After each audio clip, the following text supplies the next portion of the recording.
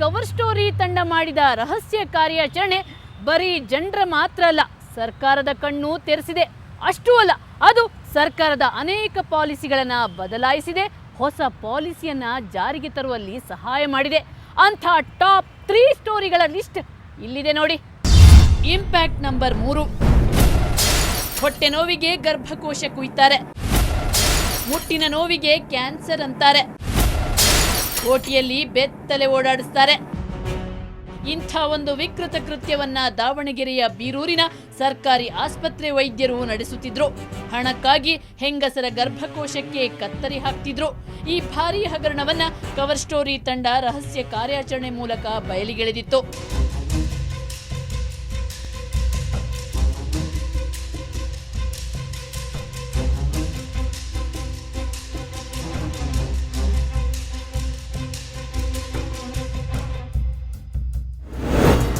ಪ್ರಕರಣವನ್ನು ಗಂಭೀರವಾಗಿ ಪರಿಗಣಿಸಿದ ಆರೋಗ್ಯ ಸಚಿವ ಯುಟಿ ಖಾದರ್ ತನಿಖಾ ಸಮಿತಿ ರಚಿಸಿ ತನಿಖೆಗೆ ಆದೇಶ ನೀಡಿದರು.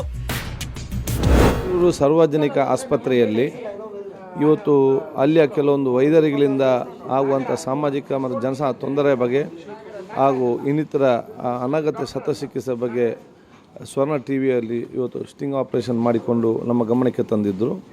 ಇದನ್ನು ಕೊಂಚವಾಗಿ ಇವತ್ತು ತನಿಖೆ ಮಾಡಿ ತಪ್ಪಿಸ್ತಾ ಇವತ್ತು ಕ್ರಮ ಕೈಗೊಂಡು ಮುಂದಿನ ಈ ರೀತಿ ಆಗದ ರೀತಿ ನೋಡಿಕೊಳ್ಳಲಿಕ್ಕೆ ಉದ್ದೇಶ, ಬರೀ ಅಲ್ಲಿ ಮಾತ್ರ ಎಲ್ಲಿಯೂ ಕೂಡ ಆಗದ ರೀತಿ ನೋಡಿಕೊಳ್ಳೋ ಉದ್ದೇಶದಿಂದ ಈಗಾಗಲೇ ನಾವು 3 ಸದಸ್ಯರ ಒಂದು ಸಮಿತಿಯನ್ನು ನಾವು ಇವತ್ತು ನಮ್ಮ ಇಲಾಖೆ ಇವತ್ತು ರಚಿಸಿ ಅವರು ಕೊಂಚವಾಗಿ ತನಿಖೆ ನಡೆಸಿ ವರದಿಯನ್ನು ಕೊಡ್ತಾರೆ. ಆ ವರದಿಯ ಮೇಲೆ ನಾವು ಕಠಿಣವಾದ ಕ್ರಮ ನಾವು ಸರ್ಕಾರ ತೆಗೊಳ್ತದೆ.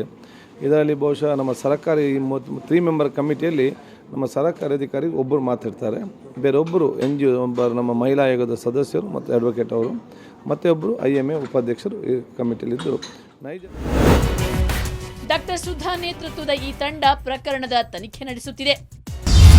Impact number 2.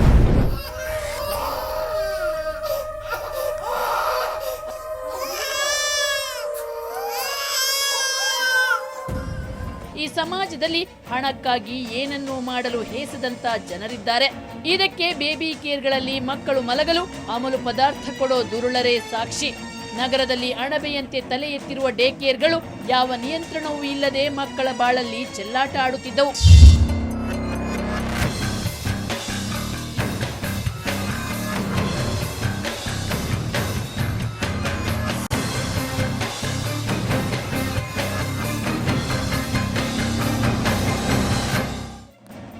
ಈ ಭಯಾನಕ ಸತ್ಯವನ್ನ ರಹಸ್ಯ ಕಾರ್ಯಾಚರಣೆ ಮಾಡಿ ಕವರ್ ಸ್ಟೋರಿ ಟೀಮ್ ಬಯಲಿಗೆಳೆಯಿತು. ಈ ವರದಿಗೆ ತಕ್ಷಣ ಸ್ಪಂದಿಸಿದ ಮಕ್ಕಳ ಮತ್ತು ಮಹಿಳಾ ಕಲ್ಯಾಣ ಸಚಿವೆ ಉಮಾಶ್ರೀ ಅವರು ಈ ಡೇ ಕೇರ್ಗಳನ್ನು ನಿಯಂತ್ರಿಸಲು ಹೊಸ ಯೋಜನೆ ರೂಪಿಸಲು ಮುಂದಾದ್ರು. ಹೊಸ ನಿಯಮ ಜಾರಿಯ ಭರವಸೆ ನೀಡಿದ್ರು. ಹೊಸ ವರ್ಷದಲ್ಲಿ ಹೊಸ ನಿಯಮ ಜಾರಿಗೆ ಬರಲಿ ಅನ್ನೋದು ನಮ್ಮ ಆಶಯ. Impact number 1.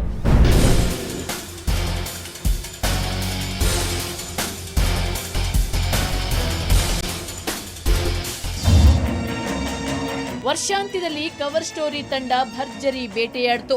ಕಪ್ಪು ನೋಟನ್ನ ಬಿಳಿ ಮಾಡ್ತೀವಿ, ನೀವು 50,000 ರೂಪಾಯಿ ಕೊಟ್ರೆ 5 ಲಕ್ಷ ಕೊಡ್ತೀನಿ ಅಂತ ಅಮಾಯಕರಿಗೆ ಮೋಸ ಮಾಡುತ್ತಿದ್ದ ಗದಗ ಜಿಲ್ಲೆಯ ಹದ್ಲಿ ಗ್ರಾಮದ ಖತರ್ನಾಕ್ ಗ್ಯಾಂಗ್ ಒಂದನ್ನ ಬಲಿ ಹಾಕುವಲ್ಲಿ ಯಶಸ್ವಿಯಾಯಿತು.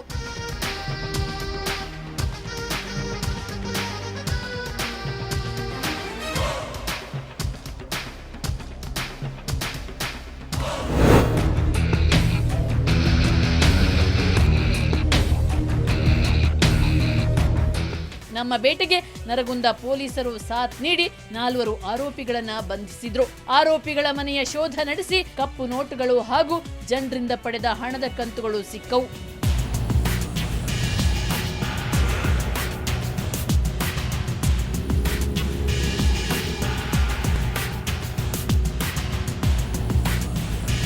ಇಷ್ಟು ದಿನ ಅಮಾಯಕರಿಗೆ ಉಂಡೆನಾಮ ಹಾಕುತ್ತಿದ್ದ ಮರಿಯಪ್ಪ ಮತ್ತು ಹುಲಿಯಪ್ಪ ಮಾದರ್ ಗ್ಯಾಂಗ್ ಇವತ್ತು ಜೈಲಲ್ಲಿ ಮುದ್ದೆ ಮುರಿಯುತ್ತಾರೆ.